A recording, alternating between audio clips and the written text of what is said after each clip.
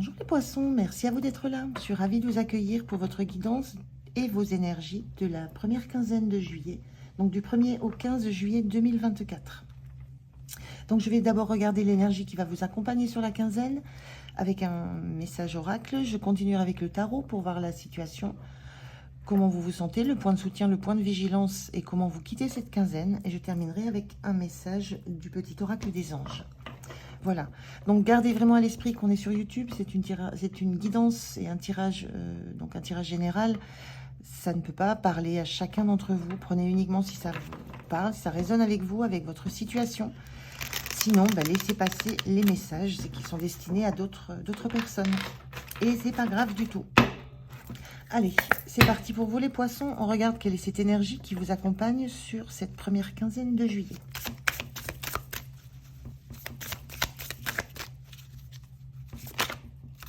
La voilà. Alors, on vous dit, je ne suis pas sûre de le prononcer correctement, la carte 42, Wingorbodia, voyage dans un lieu sacré. On a ici, on a la lune, on a la sensation d'entrer dans quelque chose, dans un espace sacré, magique, qui ne vous regarde que vous, qui ne vous concerne que vous, qui est très très intérieur. Dans un espace où vous allez recevoir beaucoup d'informations, beaucoup de compréhension. Il y a une notion là sur cette première quinzaine de juillet pour vous les poissons d'avoir presque un ressourcement, presque un recentrage sur vous, sur des choses qui sont assez émotionnelles, assez profondes, des choses assez anciennes qui remontent à plusieurs périodes de votre vie. On a plusieurs cycles de la lune. Il y a une notion d'avoir de recevoir des compréhensions, de vous mettre, vous vous mettez dans un état de réception d'informations importantes vous concernant vos émotions, concernant vos ressentis, concernant votre histoire. Et ça passe par une phase où vous allez, là on a l'impression qu'on est un petit peu sous terre, vous allez entrer dans une phase de grosse introspection. C'est un petit peu ce que je ressens là sur cette première quinzaine. Et en même temps, c'est très beau, c'est très joyeux. Il n'y a rien de sombre dans cette carte, il n'y a rien de sombre dans ces énergies. C'est quelque chose dans quoi vous allez vous sentir bien. Cet état où vous allez vous replonger sur vous, dans votre histoire. Et vous allez laisser venir des formes de compréhension sans que ça ne soit difficile. Je ressens ça comme quelque chose de très beau, qui va vous mettre dans un état vraiment d'apaisement, de grand apaisement. Alors, on va regarder avec le tarot ce que ça peut donner comme information de plus. Il y a la nation, on vous dit voyage dans un lieu sacré, peut-être aussi que c'est tout simplement que vous allez vous déplacer dans un pays où vous allez trouver des temps d'introspection, où vous allez trouver des guides, il y a une notion de voyage, ça peut être un voyage intérieur, ça peut être un voyage réellement physique dans la matière, mais c'est quelque chose qui va vous apporter de la joie, du bonheur, vraiment une sensation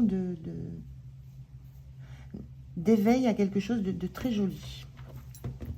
Alors, on regarde avec le tarot ce que ça raconte, et je fais le tirage et je vous retrouve de suite. Alors, regarde le dos de deck. Qu'est-ce que ça nous dit? Le dos de deck, on est sur un as de denier. Il y a une opportunité, il y a quelque chose. C'est un cadeau de l'univers. Je vous disais, c'est très beau, c'est quelque chose qui ne sera pas sombre, qui ne sera pas difficile, qui va être... On a cette notion, c'est étoilé. Il y a une notion de cadeau de l'univers là qui va être très important pour vous, qui va peut-être aussi redessiner. On voit quelqu'un qui dessine les lignes de la main, qui va peut-être redessiner une forme d'avenir qui sera différent de par le fait d'avoir reçu des informations. Peut-être dans vos rêves, on est dans la phase lunaire, il y a peut-être une notion de rêve aussi. Peut-être que dans les rêves, vous recevez des informations, vous avez des rêves, vous avez des messages qui vous arrivent et qui vous permettent de redessiner un petit peu à la fois le parcours que vous avez eu et puis ce qui vous attend. C'est un petit peu ce que je ressens avec cet as de pentacle, mais c'est un réel cadeau. Alors, Dans la situation, qu'est-ce qui apparaît? On a le 8 d'épée inversé, on a le 5 d'épée et on a le 9 de coupe. Alors, qu'est-ce que ça me raconte? Alors, moi, ce qui sort de ces cartes, ce 8 d'épée, vous sortez des... Il y a une notion de sortir de choses, de pensées. On est dans l'épée, on est dans le mental. Dans ces deux cartes-là, on est dans le mental, dans les pensées, dans les réflexions, dans l'ego. Vous sortez d'une période de pensée où les pensées vous bloquent, vous empêchez d'agir, vous empêchez de bouger. Et là, avec cette 5 d'épée, dans ce que j'en ressens là, vous prenez le dessus sur votre mental, justement. Il y a quelque chose qui a été très fort en vous, qui vous a fortement bloqué. C'est les peurs que vous avez eues, c'est les sensations que vous étiez bloqué dans une situation, que vous étiez bloqué dans une façon d'être, que vous aviez que vos mains étaient liées, vous étiez pieds et poings liés dans une situation. Et c'est quelque chose que vous comprenez dans cette quinzaine, qui n'était en fait lié à aucune réalité. Il n'y a aucune difficulté pour ce personnage de se lever d'abord et puis de couper les liens. Donc vous comprenez à quel point vous vous êtes auto-bloqué. C'est une carte c'est la carte du saboteur aussi, le 8 d'épée. On se fait peur en s'imaginant des choses et en n'osant pas regarder, on a un regard baissé, en n'osant pas regarder la réalité. Et là, vous sortez de cette période où vous pensiez bloqué, vous pensiez attaché, lié, empêché d'avancer. Et vous comprenez qu'en fait, ce n'était que des vues de l'esprit, que des pensées qui vous bloquaient. En aucun cas quelque chose de réel, de concret, de tangible. Et là, vous reprenez le dessus. Là, on voit cette énorme épée qui est symbole du mental, des pensées qui sont figées, hein, qui sont difficiles à déloger. On a du mal à... Cette épée, on a du mal à visualiser comment on pourrait aller la déloger du sol. Ça représente l'ego. Et il y a cette idée-là que vous êtes... vous vous appuyez sur ça, en fait. Ça devient un atout. Ça devient un atout pour vous, pour envoyer presque envoyer des messages, pour avoir des compréhensions, pour être un peu plus en hauteur, pour vous élever. Donc, il y a vraiment quelque chose qui switch sur cette quinzaine, lié à la vision que vous aviez de vos blocages, de tout ce qui pouvait vous enchaîner, mais qui n'était que dans votre tête. Et ça vous fait ressentir... il y a une notion de prendre de la hauteur, là, de comprendre à quel point votre mental vous a fait stagner, vous étiez enchaîné à ça, vous a bloqué, à quel point c'est difficile de le déstabiliser, de le dessouder de là où il est figé. Mais vous prenez de la hauteur dessus, vous regardez les choses autrement. Et là, on sent que ça vous met dans une grande joie. Dans une forme de satisfaction très très personnelle. Le 9 de coupe, on est satisfait de ce que l'on a, on est heureux de ce que l'on a, mais on est heureux pour soi. Il y a quelque chose de très individualiste sur cette quinzaine, et c'est très bien, c'est pas un gros mot d'être individualiste, de très personnel. Il y a une notion d'avoir des compréhensions très fortes sur ce qui vous a enchaîné, ce qui vous a bloqué, ce qui vous inquiétait, ce qui était de vos peurs profondes. Une forme de prise de hauteur par rapport à ça, de voir à quel point ça venait de vous et à quel point c'est solidement ancré. Mais ces compréhensions vous font atteindre un niveau de joie qui vous est tout à fait personnel, que vous n'avez envie de partager avec personne, mais qui est quand même quelque chose d'assez puissant. Donc il y a quelque chose qui se passe sur cette quinzaine. Je le redis, ça peut être des rêves, hein, puisque là on est aussi dans une notion d'avoir des messages comme ça, des étoiles qui passent. Ça peut être dans les rêves, ça peut être un lieu que vous visitez qui procure une sensation que là vous comprenez ce qui se joue, mais c'est quelque chose d'assez fluide qui vous fait vous lever de la position un petit peu de victime dans laquelle vous vous positionniez, qui vous fait vous lever, regarder les choses différemment et commencer à apprécier tout ce qui vous entoure. Comment vous vous sentez? La tempérance. La tempérance, c'est une carte de guérison. Vous sentez que vous êtes en guérison. Vous êtes en phase de guérison. Vous lâchez les peurs, les doutes, etc. Tout ce que je viens de raconter. Vous vous sentez en phase de guérison. Vous avez envie de retrouver cet équilibre. Vous avez envie d'être à la fois en capacité d'échanger, de communiquer de façon claire et à la fois vous baignez dans vos émotions. Il y a quelque chose qui se rééquilibre entre vos pensées et vos émotions telles qu'elles sont réellement. Donc une belle sensation de vous sentir, vous commencez à vous sentir réellement en harmonie. En harmonie, et vous commencez à sentir que vous pouvez harmoniser en fait beaucoup de phases de votre vie. Je vous disais, il y a quelque chose qui se redessine. C'est comme une phase, l'idée que vous découvrez votre passé d'un point de vue différent, d'un regard beaucoup plus haut, en ayant pris le dessus sur des blocages, des peurs justement liées à tout ce passé. Et il y a une forme de réécriture de tout ça, et une sensation de vous sentir de plus en plus en phase en vous. Donc très très beau. Ce qui vous soutient, c'est la tour inversée. Ce qui vous soutient, c'est, enfin moi ce que je ressens là, c'est que les bases sont solides. En même temps, cette tour, elle n'est pas dramatique. Elle est à l'inverse des autres jeux. Là, on voit une tour qui se désolidarise de sa base. Là, moi, ce que je ressens, ce qui vous aide, c'est justement de rester solidaire, de rester. On est bien dans quelque chose. Je vous disais, on est un peu sous terre, on est dans le monde de racines. C'est de rester ancré, de ne pas vous laisser déstabiliser par la sensation que vous auriez que tout s'effrite. Donc, ce qui va vous soutenir, c'est de rester accroché à vos racines, à vos bases. Je vous disais, il y a une notion de redessiner, mais c'est dans votre propre paume, c'est vos lignes de la main que vous redessinez autrement, mais elles existent. Donc, il y a une notion d'ancrage que vous gardez face à quelque chose qui vous déstabilise beaucoup. Donc, c'est ce point de soutien, ce sont vos racines qui sont solides. Vous n'allez pas, vous n'allez pas vous laisser... en fait, vous n'allez pas partir. Vous n'allez pas...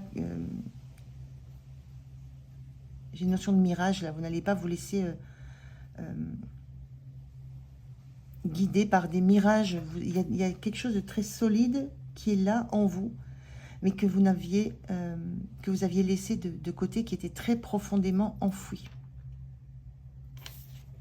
Le point de vigilance, c'est ce 4 de denier. Le point de vigilance, alors ce 4 de denier, c'est celui qui est enchaîné à la matière, au concret, au tangible, qui a peur de partager. Il y a de la peur là. Il y a de la peur de lâcher ce qu'on connaît. Moi, ce que j'entends dans ce point de vigilance, c'est ne craignez pas de vous détacher. Ne craignez pas de vous détacher de choses qui vous ont fait rester sur place, qui vous ont attaché, qui vous ont lié. On voit bien que ça s'est planté, cette épée, ce mental, c'est ce qui symbolise toutes les angoisses, toutes les peurs, toutes les façons de voir une forme de votre histoire qui était tronquée, mais une façon de la voir qui était très rigide. Donc là, le point de vigilance, n'ayez pas peur de vous détacher de tout ce qui vous empêchait d'avancer. On a une clé ici, c'est ne vous coupez d'aucune solution, ne vous coupez d'aucune clé. Les clés sont là. Il y a une notion de regarder les choses différemment. Au lieu de regarder loin devant en étant assis là, il suffit de regarder, changer le regard pour voir qu'il y a des solutions, qu'il y a des clés. Et là, le point de vigilance, c'est ne vous bloquer aucune façon de voir les choses, aucune façon de recevoir des informations. Quel que soit le chemin que ça prend, vous allez avoir des informations qui vont vous permettre de vous libérer de choses qui vous empêchent de progresser. Et là, vous lâchez, on vous encourage à lâcher un énorme denier qui est très lourd pour aller en redessiner un beaucoup plus léger pour la suite. Donc, c'est très, très beau, là, cette énergie. Sur la fin de semaine, le diable. il y a un regain d'énergie, il y a un regain de feu, il y a une envie de dévorer la vie, il y a de nouveau quelque chose de... Il y a quelque chose de très pulsionnel, il y a quelque chose de très vif dans ce diable-là. On a l'impression qu'il a le feu au corps. Il y a quelque chose qui vous brûle maintenant, que vous avez commencé à comprendre, commencé quand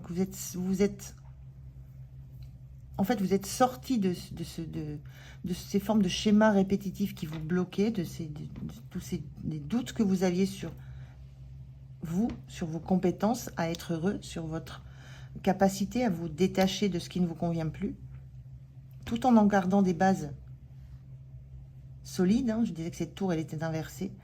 Il y a un regain de vie qui arrive, il y a un regain d'optimisme, il y a vraiment cette envie. Moi, ce que je ressens, c'est l'envie de vibrer, l'envie alors l'envie de flamber peut-être, mais c'est vraiment profiter profiter des ressources que vous avez autour de vous. Il y a vraiment une très très belle énergie sur ce diable. Alors le diable, il a plusieurs facettes, il peut être très positif. Il y a la notion quand même d'être assez vigilant, parce que lui, il arrache les arbres pour les manger, mais en même temps, il arrache les racines. Mais il y a aussi cette notion de racine qui est très forte. Il y a certaines choses autour de vous que vous déracinez, définitivement. Pour ne plus que ça revienne. On est dans ça, vous lâchez des choses qui vous ont bloqué, maintenu, enraciné, vous lâchez ça et vous déracinez tout ça. C'est vraiment cette image-là que j'ai avec ce diable. Donc très très très très beau sur cette quinzaine. Une guérison. Vous sentez que c'est bon. Vous partez sur autre chose, vous faites place nette, en fait. Place nette. Alors, le message pour vous, les poissons. Quel est le message pour vous? Message, le conseil de vos anges. Qu'est-ce que vous avez à entendre encore? Le voilà, merci. Qu'est-ce qu'on vous dit? On vous dit clairvoyance. Ferme les yeux un moment. Respire le bleu du ciel. Sens une douce brise te traverser. La paix est là. Tout s'éclaire. Une guérison magique se réalise en toi. Un cadeau de ton ange gardien. C'est très très beau, ça pourrait synthétiser le tirage, c'est cette position-là. Fermez les yeux, soyez apaisés, il y a une guérison et c'est un cadeau, c'est quelque chose qui vous arrive parce que il y a du travail que vous avez fait sur vous depuis très longtemps et c'est le moment. Donc, très très belle énergie pour vous, pour cette quinzaine de juillet, les poissons. J'en ai fini avec votre guidance, j'étais ravie de la faire, merci de m'avoir écouté. Passez une belle quinzaine, prenez soin de vous, je vous dis à tout bientôt, au revoir.